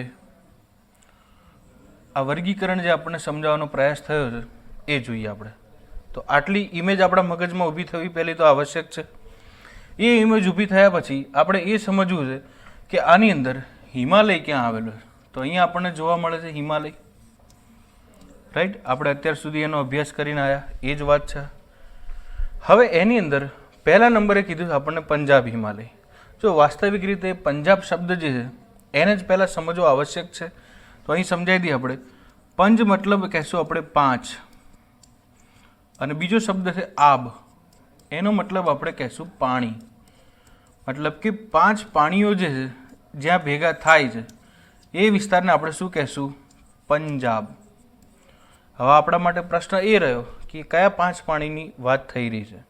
તો 5 નદીનો પ્રદેશ જ્યાં આપણને જોવા મળે છે એ વિસ્તારને આપણે કહેશું સિંધુ નદી તંત્ર, જ્યાં આપણને સિંધુ, ચિનાબ, રાવી, બિયાસ, સતલુજ આવી નદીનું ઘનત્વ આપણને જોવા મળે. તો એ વિસ્તારને આપણે કહેશું પંજાબ. તો જો અહીંયા આપણે કહેશું કે એક સરોવર છે, એ સરોવરને આપણે શું કહેશું? કૈલાસ સરોવર. તો કૈલાસ સરોવરની અંદરથી એક નદીનો પ્રવાહ ઉદ્ભવે છે જે આ સ્વરૂપે વહીને આગળ જતાં પાકિસ્તાનમાં જાય છે. તો આ નદીનું નામ શું કહેશું આપણે? સિંધુ, રાઈટ. તો સિંધુ નદીથી આગળની વાત કરીએ આપણે તો અહીંયા એક સરોવર આવેલું છે જેનું આપણે નામ શું કહેશું? રાસ્ક સરોવર. તો ત્યાંથી એક નદીનો ઉદ્ભવ થાય છે અને એ આગળ જતાં સિંધુમાં જઈને તે ભળે છે. ઓકે, આ સ્કેલ માપવાળો નકશો નથી, જસ્ટ તમને યાદ રહે એના માટેની આ વ્યવસ્થા છે. તો અહીંથી આપણે સમજશું કે આ જે નદીની આપણે તંત્રની સમજૂતી આપી એમાં સિંધુ નદીથી શરૂ કરી અહીંયા સતલુજ નદી સુધીનો વિસ્તાર, આ બીજી નદીને આપણે શું કહેશું? સતલુજ. તો સિંધુથી આ સતલુજ સુધીનો જે કોઈ વિસ્તાર આપણે દર્શાવ્યો, આ વિસ્તારને આપણે શું નામ આપવાનું છે? એ કહેશું આપણે પંજાબ હિમાલય. ઓકે, તો બીજા નંબરની નદી છે એને પણ આપણે નામ આપી દઈએ સતલુજ. તો હવે તમને યાદ રહી ગયું હશે કે સિંધુથી સતલુજ સુધીનો જે ભૌગોલિક વિસ્તાર છે એ ભૌગોલિક વિસ્તારને આપણે નામ શું આપવાનું છે? તો અહીં દર્શાવી દઈએ આપણે પંજાબ હિમાલય. તો આ પંજાબ હિમાલય જે છે એ આપણે એવો પણ કહી શકીએ કૈલાસ માનસરોવરથી રાસ્ક સરોવર સુધીનો પૂરેપૂરો વિસ્તાર. એવી રીતે પણ તમે એને યાદ રાખી શકો. હવે વાત કરીએ આપણે, આને તો સમજી લીધું. બીજા નંબર છે કુમાઉ હિમાલય, જેને હિમાલયનો સૌથી નાનો પ્રાદેશિક વિભાગ આપણે કહીએ છીએ. ઓકે, તો એ કુમાઉ હિમાલયને જો સમજવું હોય તો આપણે કહેશું કે બીજી એક નદી અહીંયા આવે છે ભારતની અંદર, જેનું નામ આપણે કહેશું શારદા નદી. એક વસ્તુ યાદ રાખજો, શારદા નદીને અન્ય નામથી ઓળખાય છે, એ કહેશું કાળી નદી. કેમ શારદાને કાળી કહેવાય છે? તો કે ગંગા નદીની અંદર સૌથી વધુ કાંપનું જો વહેણ થતું હોય, કાદવ કીચડનું જો વહેણ થતું હોય તો એ શારદા નદીના માધ્યમથી, જેનું ઉદ્ગમ સ્થાન નેપાળમાં આવેલું છે. મતલબ કે નેપાળમાંથી ભારતની અંદર ગંગા નદીમાં ઉમેરાતી જો કોઈ નદી હોય તો એ કઈ નદી? તો આપણે કહેશું શારદા. એ સિવાય પણ જ્યારે આપણે નદી તંત્રનો અભ્યાસ કરીએ તો કુલ 4 નદીઓ આવીને મળે છે. ઓકે, એને પણ આપણે સમજશું. પણ હાલ યાદ રાખીએ આપણે કે નેપાળની અંદરથી આવતી જે કોઈ નદી છે જેને આપણે નામ આપ્યું શારદા, ત્યાં સુધીનો વિસ્તાર આમ વાત કરીએ આપણે તો આ બેલ્ટને આપણે શું નામ આપવું પડશે હવે? તો કહેશું આપણે કુમાવ. એટલે પાર્ટ નંબર 2ની જો વાત કરીએ આપણે તો એને આપણે અહીંયા દર્શાવી દઈએ. અહીં ધ્યાન રાખજો કે જ્યાં એરો લાગે છે એ જ લોકેશનની વાત થાય છે, અહીં લખવું છે એની વાત નથી થતી. ઓકે, તો આને કહેશું આપણે કુમાવ હિમાલય. તો કુમાવ હિમાલય જે છે એ કહેશું આપણે હિમાલયનો વર્ગીકરણના સંદર્ભે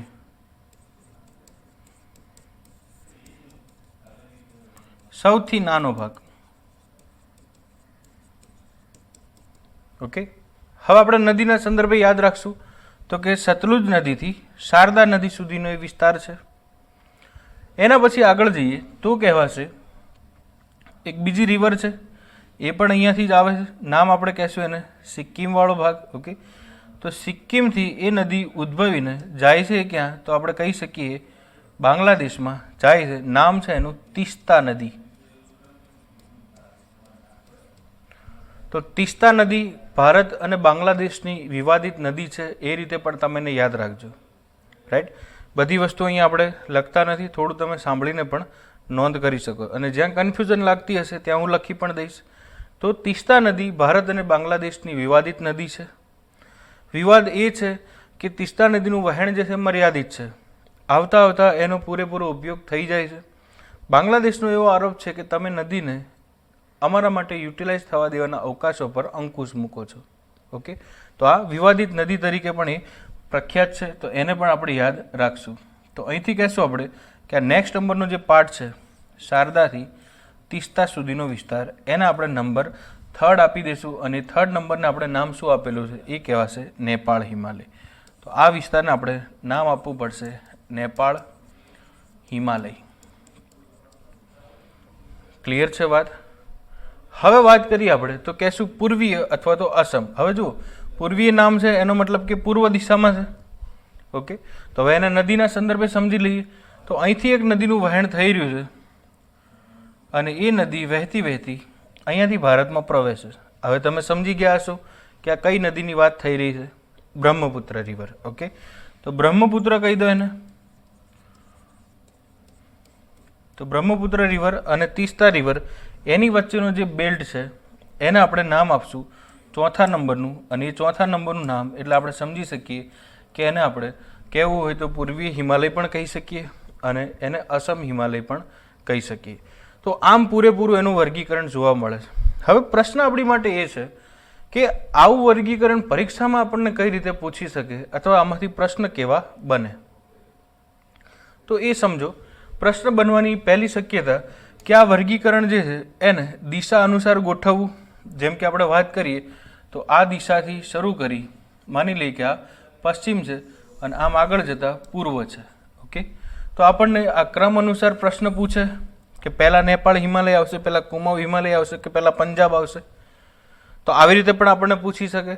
બીજું કે એનું કરેક્શનવાળું જોડકું આપણને નદીના સંદર્ભે પણ પૂછે કે ભાઈ શારદા અને તીસ્તા વચ્ચેનો હિમાલય છે કયા નામથી ઓળખાય છે? સિંધુ અને સતલુજ વચ્ચેનો હિમાલય કયા નામથી ઓળખાય છે? તો આ પણ આપણા માટે પ્રશ્ન બની શકે. ઓકે, તો આ જે વર્ગીકરણ છે એ કઈ રીતે પ્રશ્ન બની શકે એ પણ તમારી સામે મેં મૂકી દીધું. હવે આપણે એ સમજીએ કે એ વર્ગીકરણના સંદર્ભે આપણે કઈ રીતે સરળતાથી યાદ રાખવાનો કોન્સેપ્ટ ઊભો કરી શકીએ. તો એ સમજાવી દઉં તમને.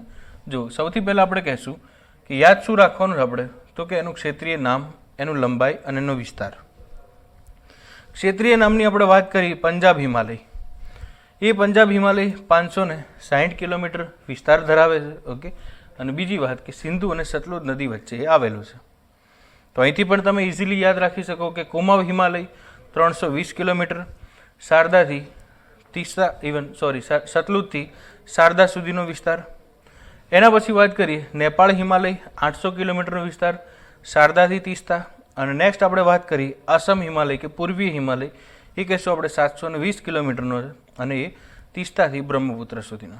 હજી આમાં ફેક્ટ શું રહેલા છે એ કહેશું આપણે. સૌથી ઓછો ભૌગોલિક ક્ષેત્રફળ,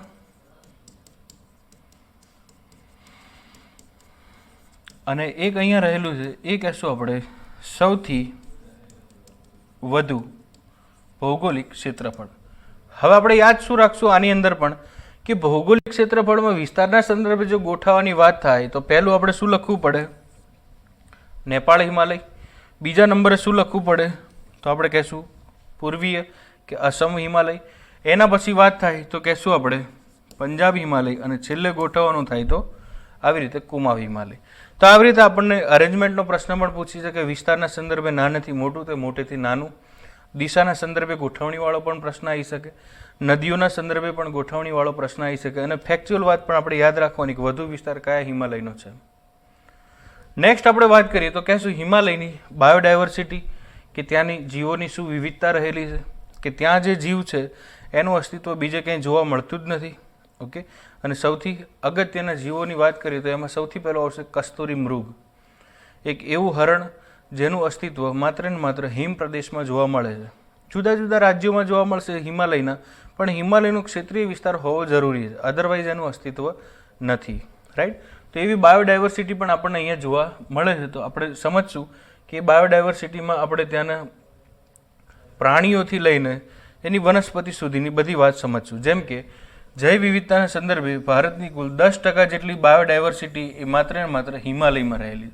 મતલબ કે જેટલી ભારતની વિવિધતા જોવા મળે જીવોની, એના 10% વિવિધતા ક્યાં જોવા મળે આપણને? હિમાલયમાં. એ વિવિધતાના સંદર્ભે વાત કરીએ તો મુખ્ય પ્રાણીઓમાં એક કહેશું આપણે હિમદીપડો, એક કહેશું કસ્તુરી મૃગ, જંગલી ઘેટા, ઓકે, જે બીજે ક્યાંય જોવા મળતા નથી. ઓકે. બ્રાઉન રીંછ, આ કહેશું ત્યાંના સ્થાનિક અગત્યના પ્રાણીઓ. એના પછી અલ્પાઇન વનસ્પતિ અને વિશાળ શ્રેણીના હિમાલયની લીલોતરી અને એમાં રહેલી ઔષધિઓ. રાઈટ. આ કહેશું સૌથી સઘન વનસ્પતિવાળો વિસ્તાર હિમાલયના સંદર્ભે. અને એને પછી પૂર્વી હિમાલય જે છે એ વધુ વરસાદના કારણે વધુ વનસ્પતિવાળો છે, અને સાથે સાથે પશ્ચિમ હિમાલય જે છે એ ઓછા વરસાદના કારણે ઓછી વનસ્પતિવાળો છે. આ કોન્સેપ્ટ પણ આપણે સ્ટેટમેન્ટના એકોર્ડિંગ યાદ રાખવું આવશ્યક છે. ઓકે. કેમ કે પૂર્વી હિમાલયની અંદર વરસાદ જે છે એ કેવો નોંધાય છે? વધુ નોંધાય છે. ઓકે. એના કારણે તો પૂર આવવાની શક્યતાઓ ત્યાં વધી જાય છે. અને વાત કરીએ પશ્ચિમ હિમાલયની તો ત્યાં વરસાદનું પ્રમાણ ઓછું છે, પણ બારમાસી નદીઓનું વહેણ ભારતની ભૌગોલિકતાના કારણે જોવા મળે છે, જેને આપણે પંજાબની 5 નદીઓ તરીકે ઓળખીએ છીએ. એના પછી વાત કરીએ તો હિમાલયના બનતા મેદાની પ્રદેશો. હિમાલયમાંથી ઉદ્ભવતી જે નદીઓ છે એ પ્રમુખ રીતે 3 મેદાની પ્રદેશ બનાવે છે. જેમાં આપણે સૌથી પહેલી વાત કરીએ તો કહી શકીએ આપણે સિંધુ નદી તંત્રનું મેદાની પ્રદેશ. હવે મેદાની પ્રદેશ એટલે શું? તો કે ત્યાં એક સમતલ બેલ્ટ જોવા મળે છે જમીનનો. ત્યાં આપણે વનસ્પતિ અને સાથે સાથે ઔષધિઓ અને ખેતીનું ડેવલપમેન્ટ કરી શકીએ. એક્ઝામ્પલ તરીકે જો વાત કરીએ તો અહીંયા આપણને બારમાસી નદીઓનું વહેણ જોવા મળે છે, મતલબ એનું ઘનત્વ જોવા મળે છે. અને આ ઘનત્વના સંદર્ભે તે અહીંયા સારી એવી ખેતી થાય છે. ઓકે. અને ખેતીનું સર્વશ્રેષ્ઠ એક્ઝામ્પલ છે એ કહેશું આપણે પંજાબ હિમાલય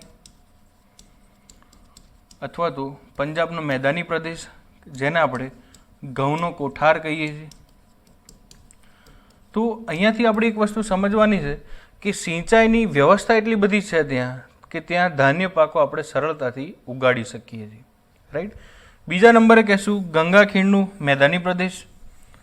રાઈટ. હવે જો એક વસ્તુ એ પણ સમજજો કે આનેથી ત્યાં ઇકોનોમી પર ઇફેક્ટ પણ થાય છે, સામાજિક વિવિધતા પણ જોવા મળે છે, અને વસ્તીનું ઘનત્વ પણ જોવા મળે છે. માનવી ક્યાં રહેવાનું કમ્ફર્ટ ફીલ કરશે? તો કે જ્યાં એને પાણીની ઉપલબ્ધિ સરળતાથી હોય, એની આયાત નિકાસ સરળતાથી થઈ શકતી હોય, અને એના રોજગાર ઉપાર્જન સરળતાથી મળી શકતા હોય. ભારતની મોટાભાગની જનતા જે છે ખેતી પ્રધાન જનતા છે. ખેડૂત સાથે જોડાયેલી વૃત્તિ અને ખેડૂત સાથેના વેપાર કરવામાં માને છે.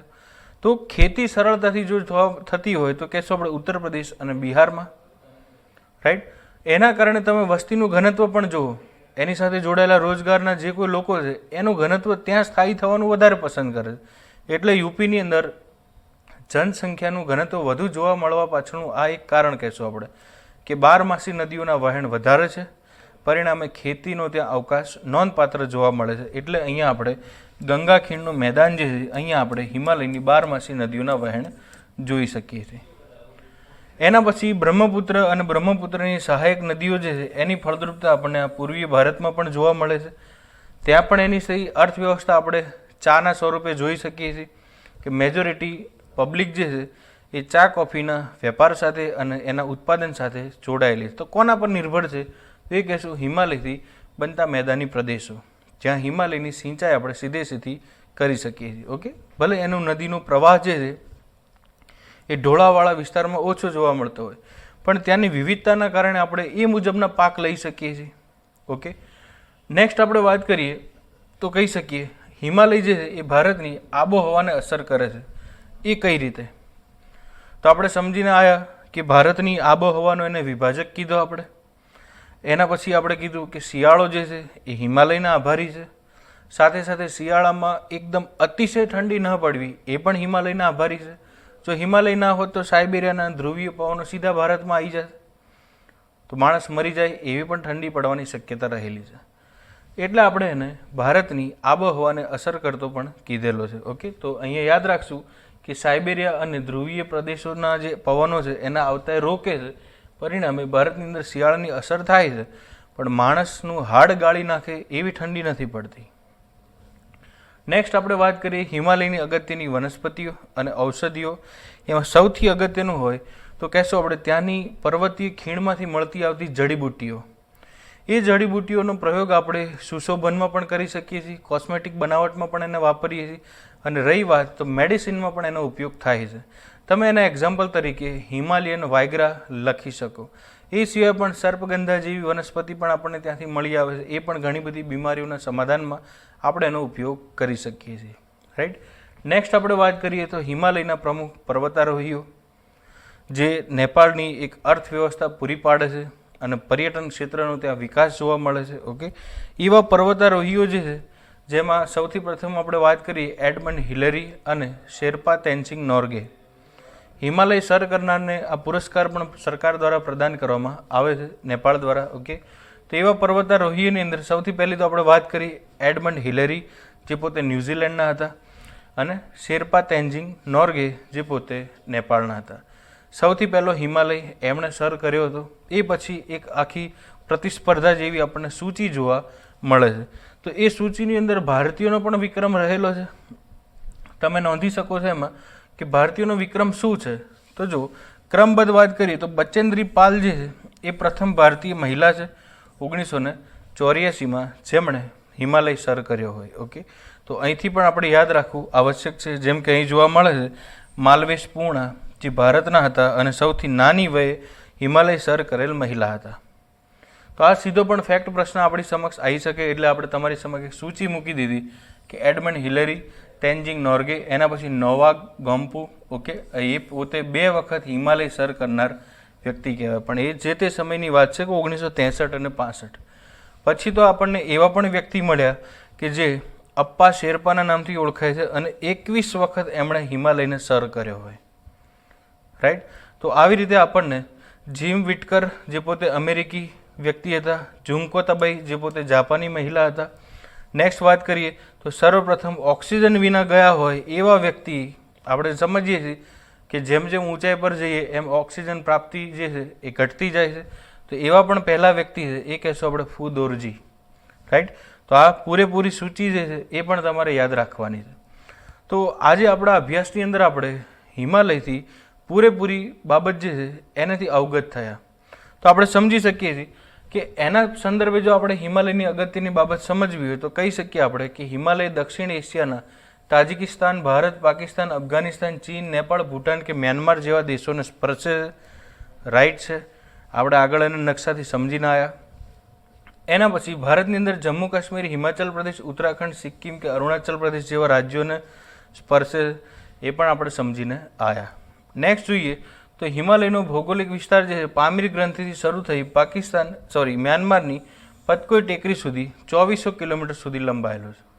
આ પણ આપણે સમજ્યા નકશાની અંદર. ઓકે, એના પછી કહીએ કારાકોરમ, લદ્દાખ અને જાસ્કર. આ કહેશું હિમાલયની 4 શ્રેણીઓના નામ છે. નેક્સ્ટ કહેશું આપણે કારાકોરમ શ્રેણી જે છે એને એશિયાની કરોડરજ્જુ કહેવાશે, મતલબ કે હિમાલયની સૌથી લાંબી જે શ્રેણી છે તે 2400 કિલોમીટરની આપણને જોવા મળે છે. એ શું કહેશું આપણે? કરોડરજ્જુ. કઈ શ્રેણીને? એશિયાની કરોડરજ્જુ તરીકે ઓળખાતી કારાકોરમ શ્રેણીને, રાઈટ.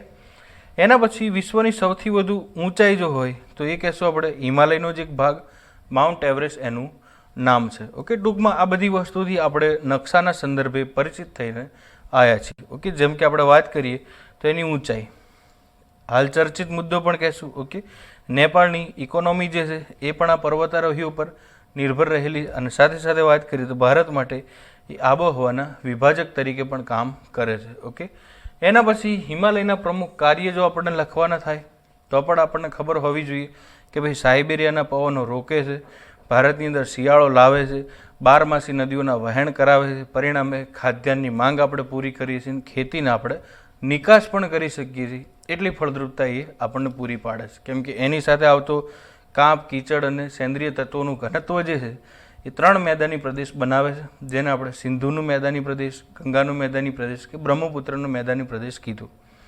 તો અહીંથી તમે સમજી શકો છો કે હિમાલય જે છે એનું અગત્યનું કાર્ય શું છે. તો હિમાલય સાથે જોડાયેલી દરેક બાબતોથી આપણે પરિચિત થયા. આપણે જાણી લીધું કે હિમાલયના ઉપનામથી શરૂ કરીએ તો એનું ક્ષેત્રફળ, એનો ભૌગોલિક વિસ્તાર, એનું વર્ગીકરણ, એમાંથી નીકળતી નદીઓનો પ્રવાહ, આ દરેક વસ્તુ વિશે આપણે બારીકાઈથી સમજી લીધું.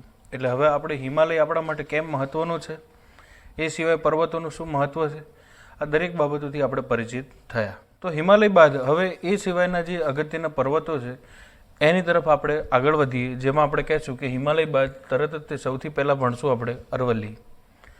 અરવલ્લી પર્વતમાળા પર્યટન માટે સૌથી અગત્યનું કહી શકીએ જો ગુજરાતના સંદર્ભે નજીકની વાત કરીએ તો.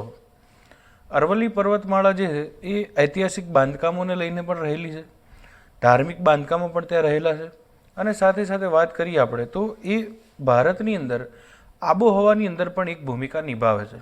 હવે આ વસ્તુને આપણે એકવાર સરખી રીતે સમજી લઈએ. એક્ઝામ્પલ તરીકે વાત કરીએ આપણે તો જો આને સમજીએ આપણે કે 2 મિનિટ માટે આ અરવલ્લી પર્વતમાળા છે. એટલે સૌથી પહેલું તો અહીંથી આપણને એ વસ્તુ ક્લિયર થઈ કે અરવલ્લી પર્વતમાળાનું સ્વરૂપ જે છે એ આપણે શું કહેશું? ફોલ્ડેડ માઉન્ટેન, જેને આપણે કહેશું ગેડ પર્વત. તો ગેડ પર્વત જે છે અરવલ્લી પર્વતમાળા એ મુખ્યત્વે શરૂઆત કરીએ આપણે ગુજરાતથી. એમાં ગુજરાતથી વાત કરીએ આપણે તો એ કહેવાશે ગુજરાતના ઉત્તર ભાગથી. આમ તો ગુજરાતમાં મધ્ય ગુજરાત સુધી એની અસર જોવા મળે છે એવું આપણે કહી શકીએ, છેક અમદાવાદ સુધી, જેને આપણે કહીએ થલતેજ ટેકરા કે ગુલબાઈ ટેકરા. ત્યાંથી જેમ જેમ આપણે આમ ઉપર જઈએ તો આપણને ધીમે ધીમે પર્વતીય વિસ્તાર જોવા મળે છે, જેમાં આપણે મહેસાણાનો ટુંગા પર્વત કહી શકીએ, બનાસકાંઠાની જેસોરની ટેકરી કહી શકીએ. એમ આગળ જતાં જોઈએ આપણે તો આવશે બીજા નંબરે રાજસ્થાન. રાજસ્થાન જે છે એને આ અરવલ્લી પર્વતમાળા 2 ભાગમાં વિભાજિત કરે છે, અને એ 2 ભાગ એટલે કેવા તો આપણે કહી શકીએ મારવાડ અને મેવાડ. તો આ યાદ રાખશું આપણે કે રાજસ્થાનને 2 ભાગમાં વિભાજિત કરે છે, મારવાડ અને મેવાડ. એ અરવલ્લી પર્વતમાળા. ત્યાં સૌથી ઊંચું શિખર પણ આવેલું છે અરવલ્લીનું, એને આપણે નામ આપશું ગુરુ શિખર. અને એ ગુરુ શિખર શા માટે અગત્યનું કહી શકીએ આપણે તો એક તો કહેશું આપણે પર્યટન સ્થળ તરીકે, અને સાથે સાથે ત્યાં આવેલું છે નક્કી સરોવર. આને નક્કી સરોવર પણ તમે કહી શકો અને નખી સરોવર પણ તમે લખી શકો. હવે આની પણ એક દંતકથા છે કે દેવો દ્વારા એને નખથી ખોદવામાં આવેલું હતું. ઓકે, તો એના અનુસાર આને આપણે નખી સરોવર નામ આપેલું. તો એ પણ યાદ રાખશું આપણે, દેવોના દ્વારા નખથી ખોદાયેલું સરોવર. ઓકે, એટલે એને નખી સરોવર આપણે કહીએ છીએ. ફરી આગળ જઈએ એટલે ત્યાં આવશે એ કહેશું આપણે દિલ્હી. હવે દિલ્હીની અંદર સૌથી વધારે ઠંડી પડતી હોય તો એનું પણ આ એક જવાબદાર કારણ આપણે કહેશું, કેમ કે જ્યારે ઈશાન કોણીય પવનો હિમાલય તરફથી આવે છે તો હિમાલય તરફથી આ પવનો ભારતની અંદર તો પ્રવેશ્યા, પણ જ્યારે દિલ્હી આવે છે ત્યાંથી તે આ અરવલ્લી પર્વતમાળા જે છે એની શરૂઆત થાય છે આપણે કહીએ છીએ. ઓકે, ગુજરાત સુધી એની ઇફેક્ટ જોવા મળે છે. એટલે ભૌગોલિક રીતે અંદાજિત આ 800 કિલોમીટરનો વિસ્તાર થયો છે. તો આ 800 કિલોમીટરનો જે વિસ્તાર છે એની અસર સૌથી વધારે જો જોવા મળતી હોય તો કહેશું આપણે આ પ્રમુખ 3 રાજ્યોમાં, પણ હજી થોડીક અસર એને જોવા મળે છે. એ રાજ્ય કહેશું આપણે હરિયાણા. રાઈટ.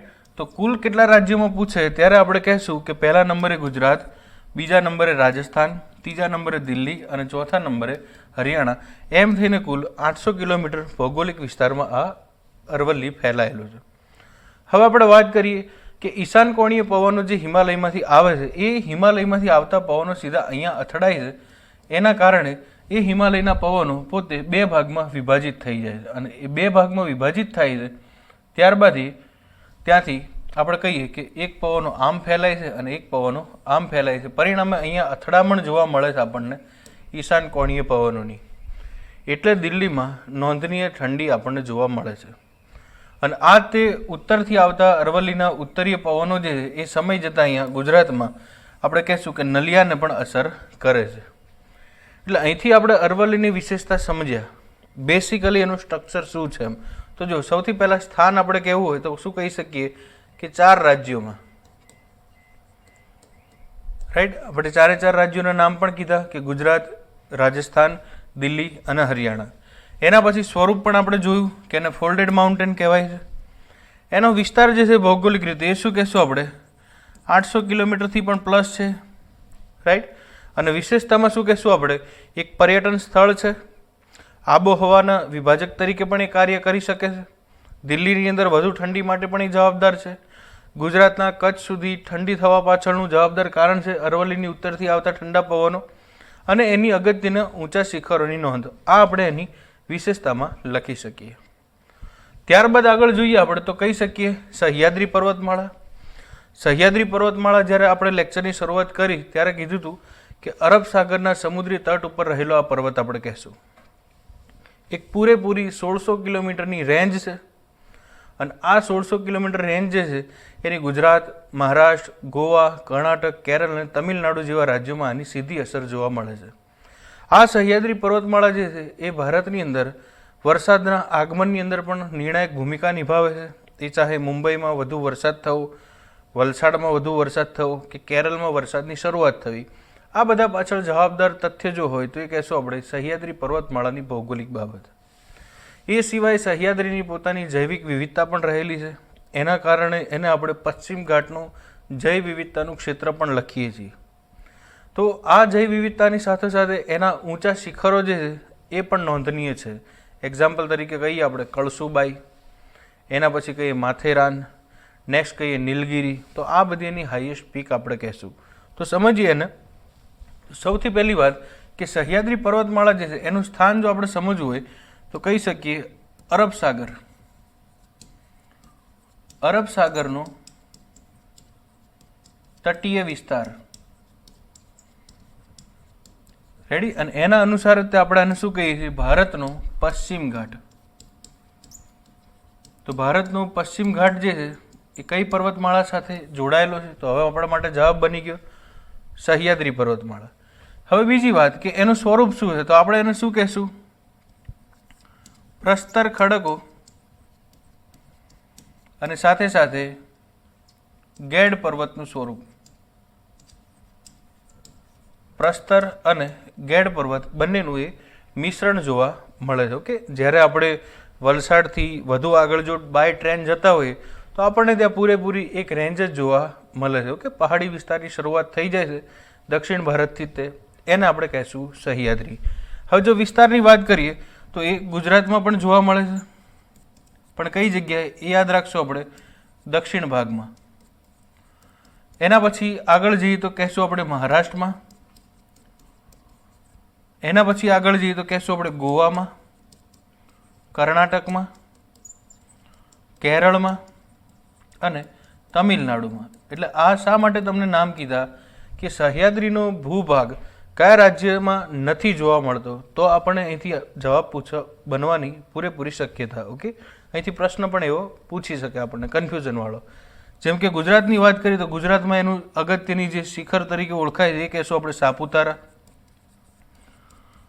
રાઈટ. એક પર્યટન સ્થળ તરીકે ઓળખાય છે. મહારાષ્ટ્રની અંદર એ 2 લોકેશન ફેમસ છે એના, એ કહેશું આપણે સૌથી પહેલી વાત મહાબલેશ્વર અને બીજા નંબરે કહેશું કળસુબાઈ.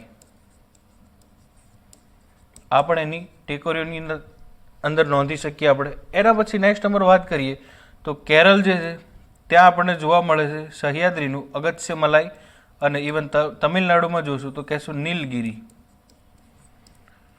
નીલગિરી આ સૌથી દક્ષિણમાં આવેલું એક શિખર કહેશું આપણે, પણ પાર્ટ ઓફ કોણ કહેશું આપણે? સહ્યાદ્રીનો જે ભાગ કહેવાશે. ઓકે, વિશેષતા જે છે એ તમે નોંધી શકો છો કે ત્યાં બાયોડાયવર્સિટીનું ઘનત્વ જોવા મળે છે, રાઈટ. અને સાથે સાથે એમ પણ આપણે કહી શકીએ કે સમુદ્ર અને પર્વતીય વિસ્તારનો એક એવો સંગમ જોવા મળે છે કે જ્યાં મરીન ઇકોનોમી પણ આપણે ડેવલપ કરી શકીએ છીએ. સાથે સાથે એની બાયોડાયવર્સિટી જે છે એ કઈ ને કઈ રીતે પર્યટન ક્ષેત્રને ત્યાં આકર્ષિત કરે છે, રાઈટ. એના પછી સમજીએ નેક્સ્ટ નંબર તો કહી શકીએ આપણે આગળનો પર્વત ગારો ખાસી જેન્તિયા. સમગ્ર વિશ્વની અંદર સૌથી વધુ વરસાદ માટે જાણીતું લોકેશન મેઘાલયની આ ટેકરીઓ છે 3. આને આપણે કહેશું કે ગરણી જેવો આકાર ધારણ કરેલો છે, એટલે ત્યાં વરસાદ દર વર્ષે 1200 સેમીથી પણ વધુ નોંધાય છે.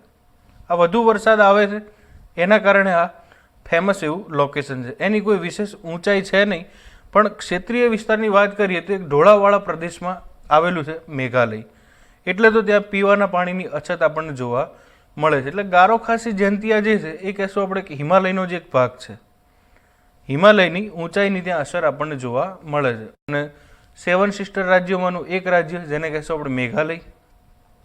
મેઘાલયની પ્રજાતિનું નામ પણ છે અને મેઘાલયમાં આવેલા આ પર્વતના ઊંચાઈના પણ નામ રહેલા છે. આ વાત ગારો ખાસી અને જેન્તિયા. તો ગારો ખાસી જેન્તિયાની પ્રમુખ વિશેષતા શું? તો આપણે શું કહેશું કે દર વર્ષે સૌથી વધુ વરસાદની ત્યાં આપણે નોંધણી કરી શકીએ. મતલબ કે પ્રમાણના સંદર્ભે ત્યાં વરસાદ વધારે નોંધાય, કે એટલો વરસાદ આવે કે જેસલમેરની અંદર 10 વર્ષ સુધી વરસાદ આવે ને એટલો વરસાદ આપણે ત્યાં એક દિવસમાં આંકી શકીએ.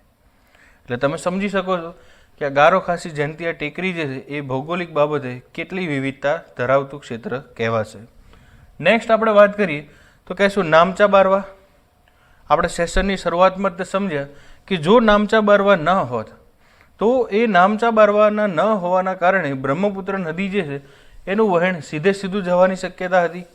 પણ આ તો નામચા બારવા છે એટલે બ્રહ્મપુત્ર નદી અંગ્રેજી મૂળાક્ષર યુ ધારણ કરીને ભારતમાં પ્રવેશે છે. એટલે ભારત માટે એક રણનીતિક લોકેશન પણ આપણે કહી શકીએ, કેમ કે આ બ્રહ્મપુત્ર નદી જે છે એની ભારતની સિંચાઈની અંદર નિર્ણાયક ભૂમિકા છે. જે 7 સિસ્ટર રાજ્યો છે એમાં આપણે વાત કરીએ અરુણાચલ પ્રદેશ, સેકન્ડ આપણે વાત કરીએ કે અસમ.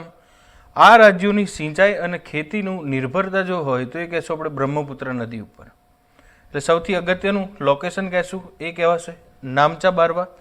તો નામચા બારવાનું સ્થાન આપણે જો કહેવું હોય તો શું કહી શકીએ? અરુણાચલ પ્રદેશ, અથવા તો તમે એવું પણ કહી શકો ભારત અને ચીનની સરહદી વિસ્તારવાળી જગ્યા.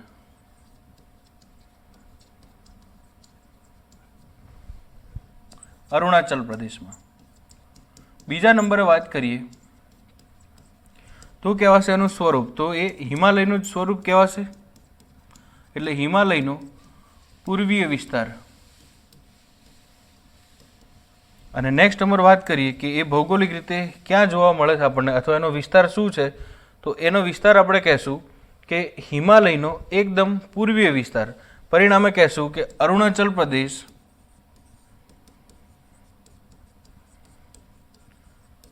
એની ઈશાન દિશા, રાઈટ. અને વિશેષતામાં શું કહેશું આપણે કે નામચા બારવાના કારણે બ્રહ્મપુત્ર નદી અંગ્રેજી મૂળાક્ષર યુ ધારણ કરીને એવો આકાર બનાવીને ભારતમાં પ્રવેશે. તો વિશેષતામાં કહેશું ભારતમાં બ્રહ્મપુત્ર નદી પ્રવેશવા અંગે જવાબદાર. નેક્સ્ટ આપણે સમજીએ તો એ કહેશું આપણે વિંધ્યાચલ પર્વતમાળા. વિંધ્યાચલ પર્વતમાળા વિશે સૌથી પહેલી વાત આપણે યાદ રાખશું કે આને આપણે કહેશું બ્લોક માઉન્ટેન, જેને કહેશું આપણે ખંડ પર્વત. આપણે એક્ઝામ્પલ તમને આપ્યું હતું કે એક જ પર્વત હોય એમાંથી બે પર્વત છૂટા છૂટા પડે, એની વચ્ચેથી નદીનું વહેણ જોવા મળતું હોય, એવા ભૂભાગને આપણે શું કહેશું? Block mountain. તો સૌથી પહેલી વાત તો કે એનું સ્થાન ક્યાં આવેલું છે? તો કહેશું આપણે ગુજરાતની અંદર પૂર્વ બાજુ, રાઈટ, જ્યાં આપણે શું કહેશું? પાવાગઢ વગેરે. ઓકે, અને એના પછી મધ્યપ્રદેશ જે છે એનો પશ્ચિમ ભાગ, એટલે આપણે કહી શકીએ ગુજરાત અને મધ્યપ્રદેશની સરહદ ઉપર આ વિંધ્યાચલ શ્રેણી આપણે જોઈ શકીએ છીએ. એના પછી વાત કરીએ તો સ્વરૂપ આપણે શું કહેશું એનું? ખંડ પર્વત, રાઈટ. અને વિસ્તારમાં આપણે કીધું એમ કે ક્યાં જોવા મળે છે આપણને? તો કે ભારતની સૌથી મધ્યમાં. એના અનુસાર એને ભારતનું જળ વિભાજક પણ કહેવાય છે, એના વિસ્તારના કારણે. કેમ? તો કે સમગ્ર ભારતની જો આપણે વાત કરીએ, માની લઈએ કે આ ભારત છે, તો એ સૌથી વચ્ચે જોવા મળે છે આપણને. એના ભાગરૂપે શું થાય છે? તો કે ઉપરની બાજુ હિમાલયની નદીઓના વહેણ જોવા મળે છે અને નીચે આપણને દ્વીપકલ્પીય નદીના વહેણ જોવા મળે. એટલે આ સૌથી મિડલનું કામ કરે છે. એટલે હિમાલયની 12 નદીઓ અને ભારતની દ્વીપકલ્પીય એટલે કે મોસમી નદીઓનો એ વિભાજક છે. એટલે આપણે એને ભારતનો જળ વિભાજક કહીએ છીએ. અહીંયા આપણે એ પણ યાદ રાખશું કે જો ભારતની આબોહવાનો વિભાજક કીધો હોય તો આપણે હિમાલય લખશું, પણ અહીંયા આપણને પૂછ્યું છે ભારતનો જળ વિભાજક, તો આપણે યાદ રાખશું એ વિંધ્યાચલ પર્વત. વિશેષતા જો એની કરીએ આપણે તો કહેશું આપણે કે એના દક્ષિણેથી અથવા નીચેથી નર્મદા નદી જે છે એનું વહેણ થાય છે. તો આ પણ સૌથી અગત્યની બાબત છે જે આપણે યાદ રાખવી આવશ્યક છે. એના પછી જોઈએ તો કેવા છે? સતપુડા પર્વત. આ મધ્યપ્રદેશ અને ગુજરાતની સરહદ પર આવેલો વિસ્તાર કહેશું આપણે.